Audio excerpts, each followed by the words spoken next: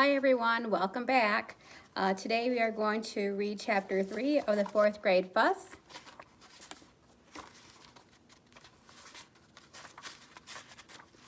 The garage sale. On a Saturday in mid-October, Lucas Cott's parents held a garage sale. When school was out on the day before the sale, Julio helped Lucas post signs on trees and telephone poles in the neighborhood. The signs had been created by Mrs. Cott on the family's computer. They said, "Big, big, big sale. Boys, toys, clothes, dishes, bric-a-brac, etc. Saturday, October 15th, 10 until 4, 74 Ridge Road." Julio enjoyed putting up the signs, and he took it for granted that this was just the beginning. Of course he was going to help out at the sale. "I've got a job today, too," Julio announced proudly. Nelson and Ramon were getting ready to leave for their part-time work the next morning. "No kidding," asked Ramon as he zipped his jacket. "I'm going over to help Lucas help his parents," Julio explained. "They're having a garage sale." "Have fun," Nelson called to him as he followed Ramon out the door. "I know the garage sale will be great," Julio told his mother and grandmother, who were still sitting at the table drinking their morning coffee. "Remember that time when I was only in 2nd grade? Ramon and I were walking down the street and we passed a garage sale. He bought me a baseball mitt for only a quarter. I still have it." "They're lucky the weather is so good," commented Mrs. Sanchez as she buttered a slice of toast. "Garage sale?" asked Julio's grandmother. "How much does it cost?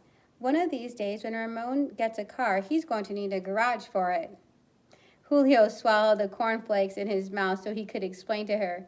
"They're not selling their garage," he said, laughing.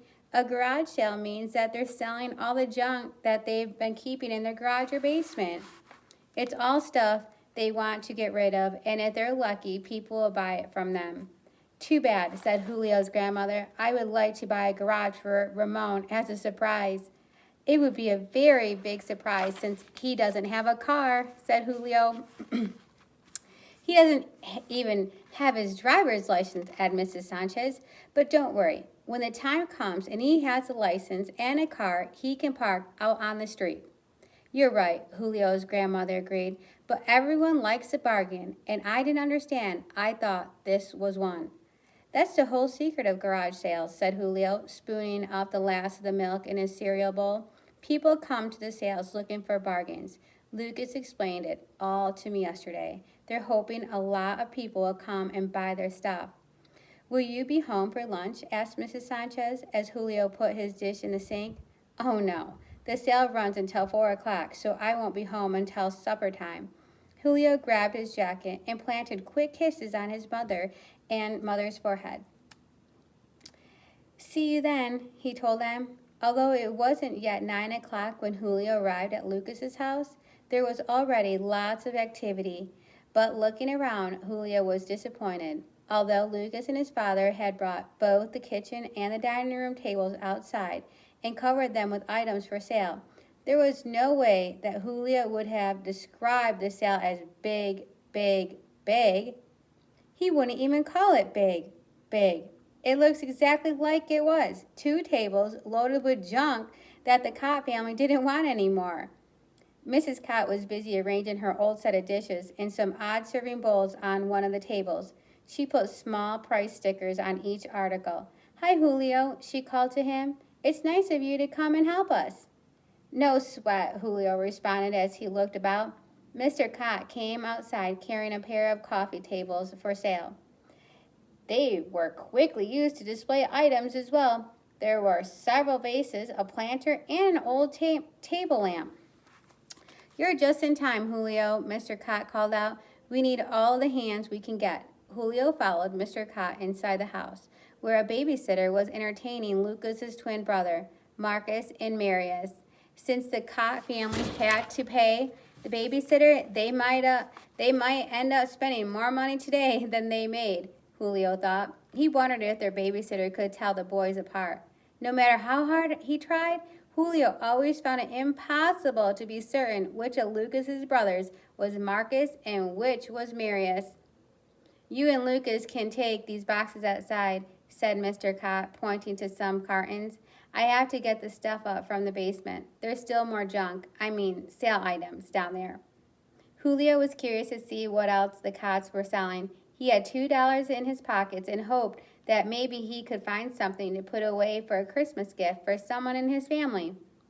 The first carton he took outside was filled with paperback books. They were mostly science fiction titles. Julio thought that Nelson might like one, and so he selected the book with the most interesting pictures on the cover. How much are these books? He called out to Mrs. Cott. 25 cents a piece, or 5 for $1, was the reply.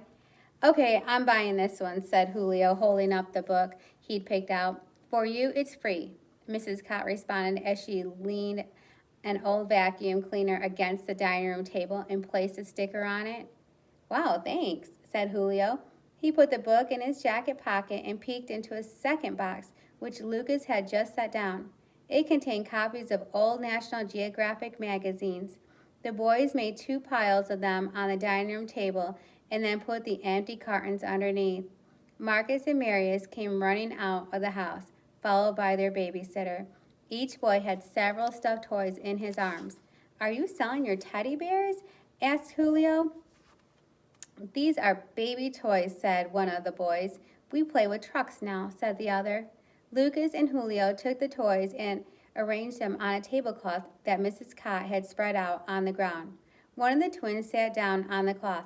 Don't sit there, said Julio. Someone will think you're for sale. Either Marcus or Marius jumped up. No, I'm not. No one can buy me, he said. He's only joking, said Mrs. Cott, giving her son a hug as he passed stickers on the teddy bear. Let's go back inside the house. The babysitter called to the twins. We're going to do some finger painting. Finger painting? That's nice and messy. One of the brothers responded gleefully. Nice and messy, his twin echoed.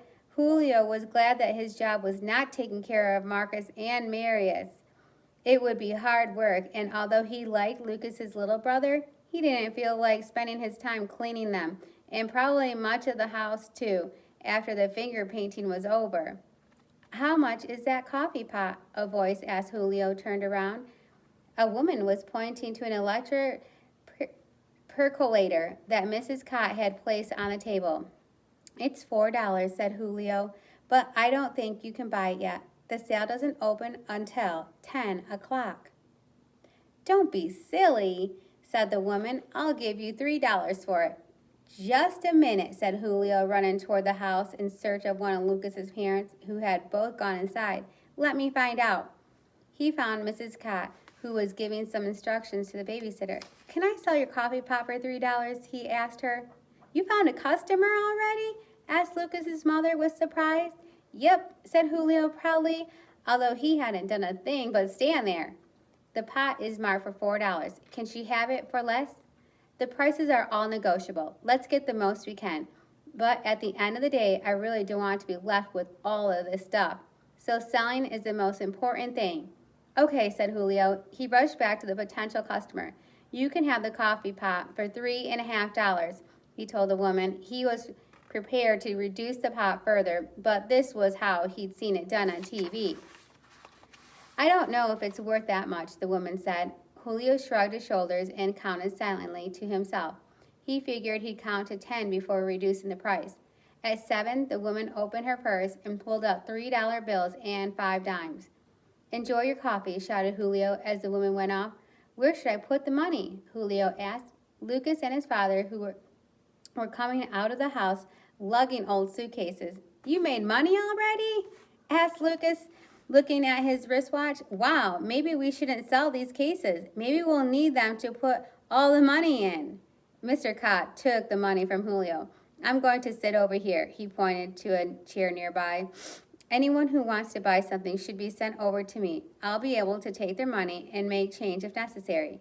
Where do you want me to stay? Asked Julio. You're doing fine right where you are, Mr. Cott told him. By 10 o'clock, there were several people strolling around in the Cott's yard. People picked up things, turned them around, and put them back down again. But no sooner did someone put something down than someone else would pick it up. And some of those people actually bought the old dishes, the books, the suitcases, and the vacuum cleaner. Hey, look who's here, Julio called out to Lucas. Cricket Kaufman was walking with her mother, who was pushing Cricket's little sister in a stroller. Hi, Cricket, Lucas called out. Your socks untied. Cricket looked down at her feet. Ha ha, I made you look. Socks don't have laces on them, Lucas shouted jubilantly. Julio felt a little sorry for Cricket. Lucas always seemed to get the better of her, and today she wasn't wearing shoes with laces, but she had fallen for Lucas's joke. You think you're so smart, don't you? Said Cricket. Yep, Lucas agreed with her. That's because I am. Cricket turned away from the boys and caught up with her mother. Mrs. Coffin was standing near Marcus and Maria's collection of stuffed toys and examining them. Julio watched as she selected one and held it to Cricket's sister. Well, I think your family made another sale, said Julio, as Mrs. Coffin pushed the carriage over to where Mr. Cott was sitting and collecting money. As lunchtime neared, Mrs. Cott came over to the boys. Her face was flushed from the morning's activity. I'm going to phone and have a large pizza delivered for lunch, she told them. Is that okay? Super, said Julio. Get extra cheese, Lucas called after his mother. Then he added, get a big bottle of soda, too. You forgot to say please, Julio pointed out to his friend, but Mrs. Cott was already speaking on the cell phone and didn't seem to notice. Julio convinced a man to buy a whole stack of the paperbacks, and he was just in the midst of flipping the pages of a National Geographic in the hopes of arousing some interest in them when the pizza arrived. By now, enough items had been sold that there was room on the table for the large box. Lucas opened it, and steam arose with the aroma of melted cheese and tomato sauce. Oh, I want a piece, a little boy called out to his mother. How much is the pizza? The mother asked. Julio was about to say it wasn't for sale when he caught Lucas's eye. It's $1.50 for a slice, he said. And it isn't second-handed. It's genuine, new, never before eaten. The woman smiled and paid for 2 slices. Oh, how clever, said another woman. I don't know why more people don't sell food at their garage sales. Please give me a slice too, she said, and I'll take a cup of that soda. By the time Mrs. Cat came for a slice of pizza, it was all gone. I can't believe how fast that went, she exclaimed, looking at the empty box. Your father and I are hungry too, she said to her son. I'm still hungry, Lucas responded, without explaining that he hadn't eaten even a bite of the pizza. Then you'll have to settle for a peanut butter and jelly sandwich, and you'll have to make it for yourself, his mother told him. That's what your father and I will be eating. Are you going to keep that money? Julio asked his friend. Well, later I'm going to tell my parents that we did, but I bet they'll let me keep it. Then you better make me a peanut butter and jelly sandwich before I collapse from starvation, Julio said. A couple of those slices that were sold were my lunch too. No problem, Lucas responded. Keep an eye on the table, and I'll go fix them right now. What do you like best, strawberry jam or grape jelly? The garage sale was a big success. Even after the money of the babysitter and the pizza, Lucas's parents made $87. And now we have lots more space to put things that we buy at someone else's sale, said Mrs. Cott. Julio walked home with a science fiction paperback in one jacket pocket and a shopping bag holding an almost new blue woolen bathrobe that had once belonged to Mrs. Cott, which Julio thought would make a great gift for his mother at Christmas. Mr. Cott had refused to take any money from him for the robe. In his pocket were $5, the $2 that he'd had in his pocket when he left the house in the morning, and 3 additional dollars that Mrs. Cott made Lucas give him for the sale of the pizza slices he didn't get to eat. It had been a big sale after all. All right, that's the end of chapter 3. The garage sale tomorrow. Check back in tomorrow for chapter 4, December break. See you soon, 4th graders.